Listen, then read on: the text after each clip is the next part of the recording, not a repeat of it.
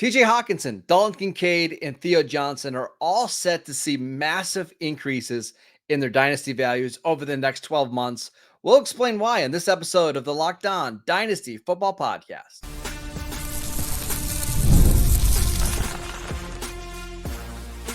You are Locked On Dynasty Football, part of the Locked On Podcast Network. Your team every day. Here are your hosts, Marcus Mosher and Kate Madjuk. Welcome back to the Locked On Dynasty Football Podcast, part of the Locked On Podcast Network, your team every day. We'd like to thank you for making us your first listen of the day. Today's episode is brought to you by Gametime. Download the Gametime app, create an account, and use promo code LOCKEDONNFL for $20 off your first purchase. Terms apply. I am your host, Marcus Mosher. You can follow me on Twitter at Marcus_Mosher. I am one of the lead writers at Pro Football Focus and the 33rd Team. Joining me today, as always, is Kate Madjuk. You can follow her on Twitter at Kate Madjuk. Go check out her stuff at Pro Football Focus as well, where she is one of the top fantasy writers in the nation. On today's show, we are discussing three tight ends that are going to see a massive increase in their dynasty values over the next 12 months. And Kate, let's start with TJ Hockenson, who is currently dealing with a knee injury, who might even miss the first 6 or 7 games of the season. Why do we expect his dynasty value to rise? Let's be honest. The torn ACL is one of the biggest complications here in the evaluation of TJ Hockenson. But before the torn ACL, I want to just shout out a few facts, if you will. Back-to-back seasons with 900 or more receiving yards and 5 or more receiving touchdowns. Back-to-back seasons with 10 or more fantasy points. He is one of just 4 players to accomplish that feat. Travis Kelce, George Kittle, Mark Andrews, and then, yes, it is TJ Hockenson. Of course, Sam Laporta also averaged more than 10 fantasy points per game as a rookie. I'm sure he'll do the same in year 2, but TBD. Over the past 2 seasons, he has been targeted on just over 24% of his routes run. That ranks second among tight ends, only behind Trey McBride. He's ranked top 5 in yards per route run. I just don't understand how much value we can put in the fact that he is rehabbing from this torn ACL, because this is dynasty, Marcus. This is about long-term value. And long-term, let's say you're starting an NFL franchise, you know that TJ Hockenson is still probably going to be one of your top 5 choices in the NFL. And he's being drafted right now as, tight end 8 in Dynasty. I think we're going to be closer to tight end 3, tight end 4 once it comes time, right around this time next season. I think that's very fair.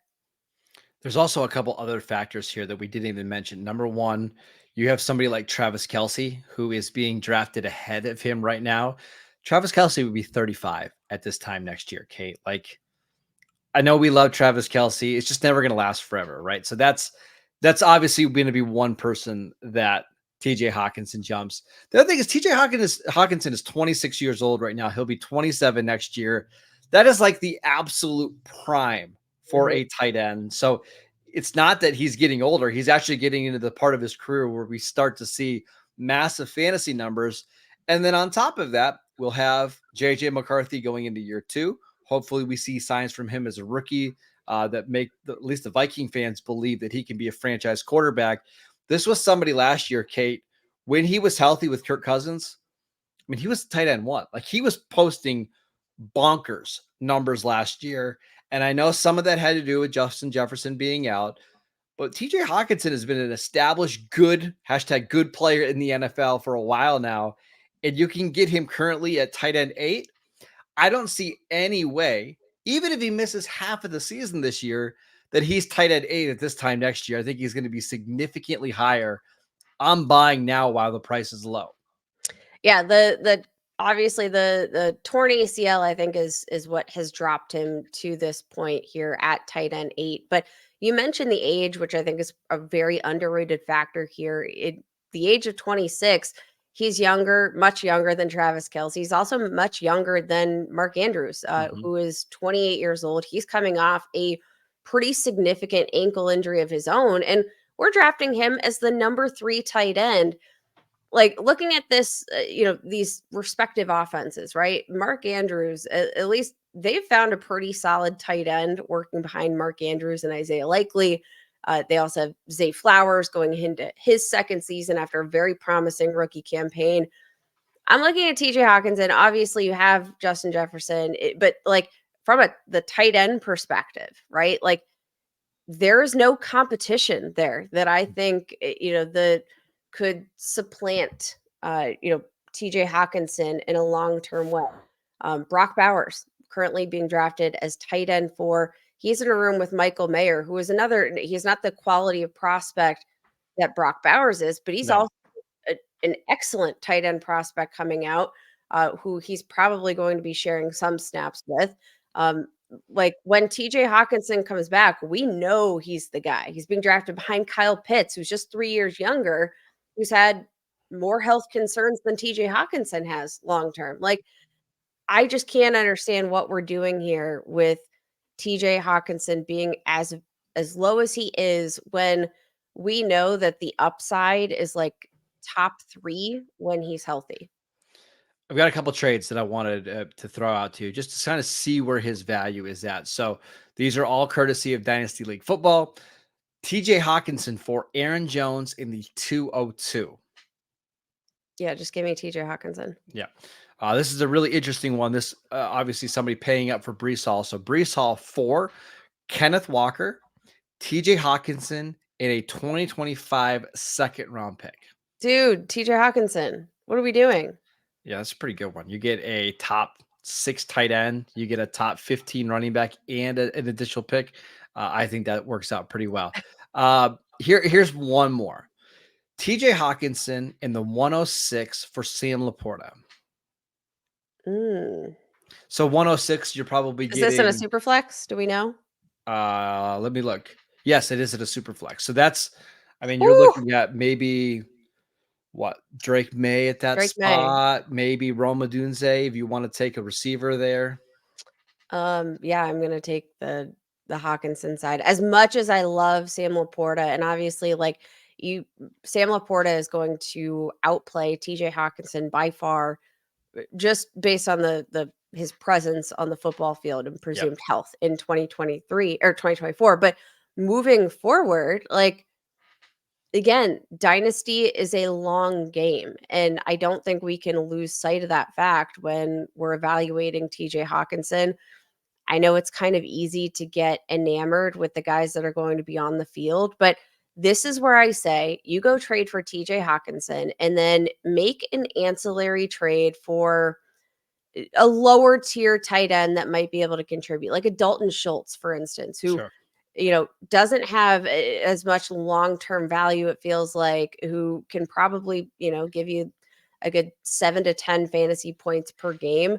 On a good offense, like get a tight end on a good offense who maybe doesn't hold as much intrinsic value or safety, but somebody that can just, you need a crutch until Hockenson returns. And I think that's the best way to approach this if you're looking to get TJ Hockenson on your roster. And that's what you should be doing.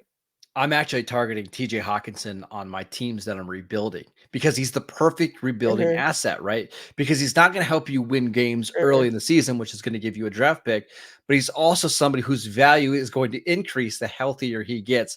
I think he is the perfect rebuilding target at the tight end position. But the one tight end that I am targeting on leagues where I'm competitive right now and I'm going to win, I'm going to try to go win a championship. Again, try to go win, not going to win, is Dalton Kincaid. Let's discuss his dynasty value and why he is set to explode in 2024 next. This episode is brought to you by eBay Motors. Passion, drive, and patience. It's the formula for winning championships, and it's also what keeps your ride or die alive. eBay Motors has everything you need to maintain your vehicle and level it up to peak performance. Superchargers, roof racks, exhaust kits, LED headlights, and more. Whether you're into speed, power, or style, eBay Motors has got you covered. With over 122 million parts for your number one ride or die, you'll always find exactly what you're looking for. And with eBay Guaranteed Fit, your part is guaranteed to fit your ride every time or your money back. Because with eBay Motors, you're burning rubber and not cash. With all the parts you need at the prices you want, it's easy to make your car the MVP and bring home huge wins. Keep your ride or die alive at ebaymotors.com. Eligible items only, exclusions apply. eBay guaranteed fit only, available to U.S. customers. Welcome back to the Locked On Dynasty Football Podcast. Are you watching Fox Sports or ESPN on your TV all day? Are you having to turn down the volume because of all that shouting? Make the switch to Locked On Sports today, a free 24/7 sports streaming channel program for you every day to bring you the biggest stories without all that screaming. Locked On Sports today brings you can't miss analysis, opinions, and news, streaming 24/7 on YouTube or on the free Amazon Fire TV channels app. Part of the Locked On Podcast Network, your team every day. Welcome back to the Locked On Dynasty Football Podcast. We are discussing 3 tight ends that are set to see massive increases in their dynasty values over the next 12 months. And Kate, let's get to Dalton Kincaid, who has been a buy for us all offseason. Yeah, Dalton Kincaid, a huge buy this offseason. And I'm going to be honest, loved the prospect. We've always been high on Dalton Kincaid, but there's no doubt with the way that this Buffalo Bills offense is shaping up and the way that they are kind of handcuffed against the cap. That's a big part of the reason they moved on from Stephon Diggs, who's been a major target hog over the Bills for the Bills over the past few seasons.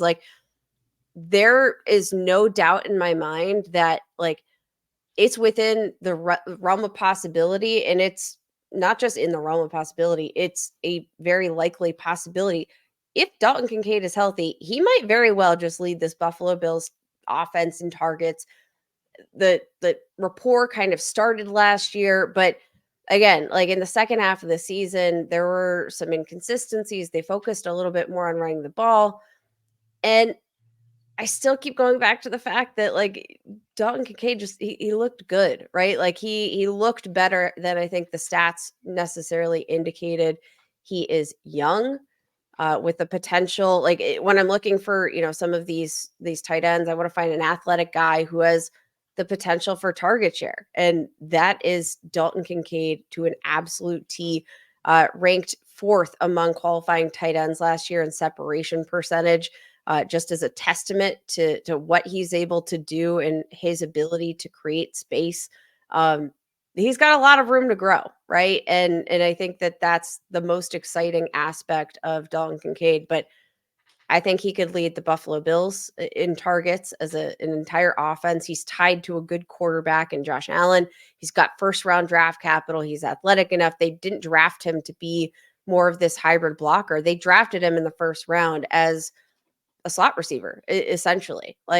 What is there not to like about Dalton Kincaid and the opportunity? Because I honestly think he could lead all tight ends in targets in the 2024 season, and I wouldn't be surprised. I'm right there with you.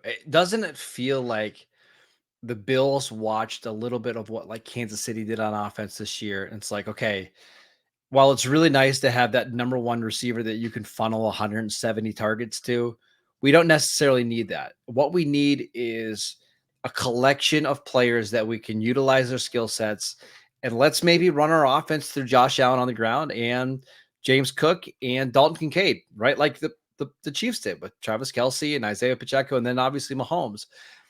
I think you're right. If I had to bet today, I wish FanDuel had odds on this, but if I had to bet today who leads the Bills in targets, it would be Dalton Kincaid for me. So you're talking about a young tight end who gets open a lot with a really good quarterback that's going to get a bunch of targets, and I can get him outside of the top 6 tight ends right now, Kate. Sign me up, because I think Dalton Kincaid has a very real chance to be tight end 1 at this time next year. If you look at from midway through the season, Dalton Kincaid's production versus Sam Laporta's production, per game production, they were almost identical. Actually, I think Dalton Kincaid averaged more yards per game. The only difference was the touchdowns. And we know that touchdowns can be a little bit fluky year over year. I don't see any way where Dalton Kincaid's being drafted as tight end 7 next year. Yeah, and looking at, the production, the second half of the season, you mentioned it. Week 7 on finished as these are his weekly finishes. Tight end 7, tight end 9, tight end 6, tight end 4, tight end 8. Had a little bit of a lull there, and then Was that the game against Dallas where they threw the ball like 9 times? Yeah, and then he finishes off like if you had Dalton Kincaid in your championship, for instance, week 17, finishes the tight end 7 and then capped it off with a tight end 2 finish to start or to close out the year. We saw him take a big step forward in terms of production in the second half of the season. Had a pretty darn safe floor finish as a top 12 tight end in the second half of the season in all but 4 games from week 7 onward. I just think he could presumably be the wide receiver 1 that Josh Allen and honestly all fantasy managers have been kind of foaming at the mouth, hoping to see this front office acquire. Like maybe it's just Dalton Kincaid and we can leave it at that. I think a Trey McBride season is more than within the realm of Oh my possibility gosh, for yeah. him in 2024. One of the things that we didn't see Dalton Kincaid do very well last year was make plays after the catch. And I think a little bit of that is because of how he was used. I think that's going to change. I think you're going to see him go from somebody who was below average after the catch to being significantly better. And there's a couple of reasons that we can get into, including he had a back injury that he was dealing with at Utah, caused him to not be able to work out at the NFL Combine and Pro Day. He's all over all that stuff. I just think we're going to see a much more explosive player and someone who is a more consistent staple of this offense rather than seeing, maybe 7 targets one game, 4 the next game. I just won't be surprised if it's like 8, 8, 9, 10, 11, 9, 8. You know what I mean? Like he's going to be a focal point of this offense. And of all the players of this Bills team, I'm willing to pay up for Dalton Kincaid because I think the ceiling is incredible here. I mean, he could be the tight end 1 as soon as this year. And maybe he's posting some numbers that we haven't seen from the tight end position since peak Travis Kelce.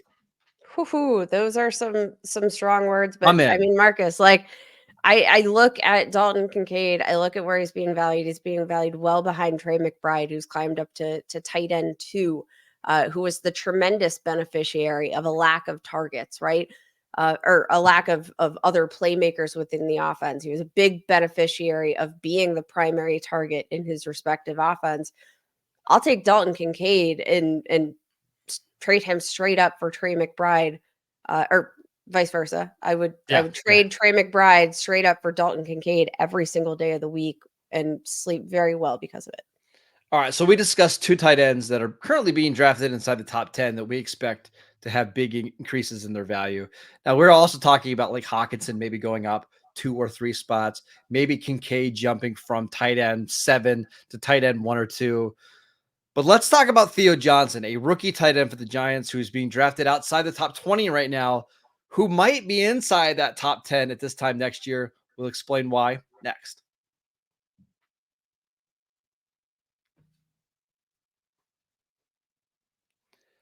Welcome back to the Locked On Dynasty Football Podcast. We are discussing 3 tight ends that are set to have big increases in their dynasty value over the next 12 months. We've touched on TJ Hockenson. We've touched on Dalton Kincaid. And now let's talk about Giants tight end Theo Johnson, a 4th-round pick from Penn State. What's the outlook here for Theo?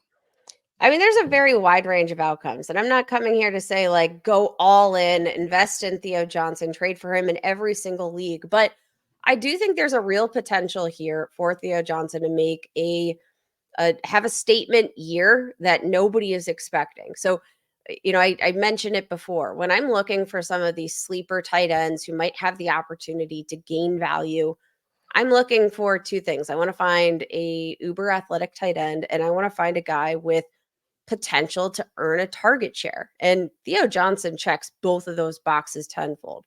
Marcus, Theo Johnson just absolutely dominates athletically. A 9.93 RAS score that ranked 9th out of almost 1,200 tight ends dating back to 1987. This man is an absolutely supreme athlete. He crushed the combine. If you're watching us with us along on YouTube, you can see the spider chart here. It's It's almost a perfect circle here. The only thing against him, we'll give him a little knock on arm length, where he Which you is can't control, by the way. average. That's He not cannot his fault. control. He cannot control. But a 4.57 second 40-yard dash at 6'6" and almost 260 pounds, crushed the vertical, the 20-yard shuttle, like everything you asked him to do, he absolutely dominated. Had some questionable off the field stuff when he was at Penn State. Ended up leading Penn State in terms of receiving touchdowns in his final season. Never got like a true giant breakout, but like he kind of checks all of these boxes of what I'm looking for in the ultimate sleeper. I'll also point out that Penn State has a history of underutilizing supreme athletes. So it's not surprising that Theo Johnson didn't have a lot of production, and that's the reason that he fell to the fourth round. One of the reasons that I'm really excited about him is because I do think the change in coaching staff, going from James Franklin at Penn State to Brian Dable, who I know has some mixed opinions, but I still think is one of the better offensive minds in the NFL, is going to pay huge dividends. And you look at the depth chart for the Giants, it's Darren Waller, who is still contemplating retirement, Daniel Bellinger, which doesn't scare you at all. Like, there is a very good possibility that Theo Johnson is the starting tight end for this Giants team sooner rather than later. And if he's starting and he's this incredible of an athlete and he's really more of a receiver than a blocker, why couldn't he get inside that top 16 range of tight ends? Right now, Kate, being drafted as tight end 26. Like, some of the names that he would have to jump to get there include Isaiah Likely, Tucker Kraft, Hunter Henry, Michael Mayer, Cade Stover, Pat Fryermuth. Like, it's not a stretch to assume like he just has a 3 or 4 game stretch where he looks awesome. Dynasty managers get really excited, and now we're talking about a top 15 tight end. And here's the thing about, the opportunity here for the Giants offense. Obviously, they drafted Malik Neighbors with the 6th overall pick, but they're also not flush with talent at the receiver position. So, like, yes, there is a realm of possibility where he ends up being this starting tight end here for the Giants offense, but there's also a realm of possibility where, like, he just earns targets by virtue of the fact that they can't give Malik Neighbors 200 plus touches as a rookie. Like, uh the interesting kind of development of Wan'Dale Robinson. He tore his ACL. He's shown some flashes, but hasn't been a real element of consistency to this He will point. be.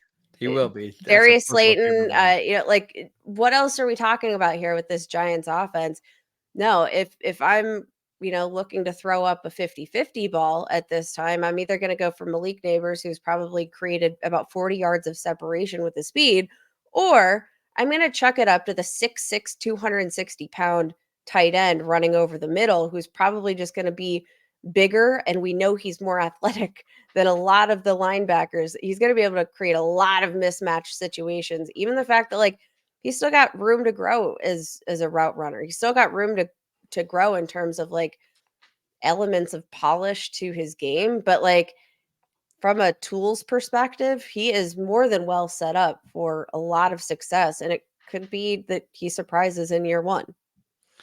I think Theo Johnson might be the most mispriced tight end in all of Dynasty League football right now because, okay, again, like, there's somebody like Tucker Kraft, who I get is a young player for the Packers, but he's playing with Luke Musgrave. Like, what's really the upside for Tucker Kraft unless there's an injury? And even if there's an injury, it's only a 1-year thing, right? Theo Johnson has the potential in the ceiling to be somebody who can help you win fantasy weeks. Now, what's the likelihood of that happening? We can debate that, but these are the type of tight ends that I want to be gambling on after the top 16. Actually, frankly, after the top 12 tight ends, like, once you get past the Jake Ferguson, Dallas Goedert range, just give me all upside, because I can find the guys that are just going to come in and be average players, the Noah Fonts, the Greg Dulcich, the Mike Gesicki's. Like, I can stream all those guys. Give me the guy that is 6'6", 260 pounds, and that is the rare athlete that has a 1% chance to be the next Jimmy Graham. That's why I love Theo Johnson's price right now. And if he shows anything, I mean anything, like 3 nice plays during the 2024 season, that price is going to skyrocket. Yeah, I don't think we can necessarily just rest on the draft capital. I mean, George Kittle, a great athlete, drafted in the 5th round, and again, the themes that we're kind of stringing together here is that, yeah, take a bet on these super athletic tight Yes. ends, because even without the draft capital, it's not like, tight end is a position we see hammered in the 1st round and even 2nd round overly often. Like, I think we can kind of put a blinder on to the draft capital for now and just kind of take a blind shot. I mean, it will cost you absolutely nothing to have this Nothing. potential, future starting tight end on your roster. And yeah, I'll take that kind of potential upside all day.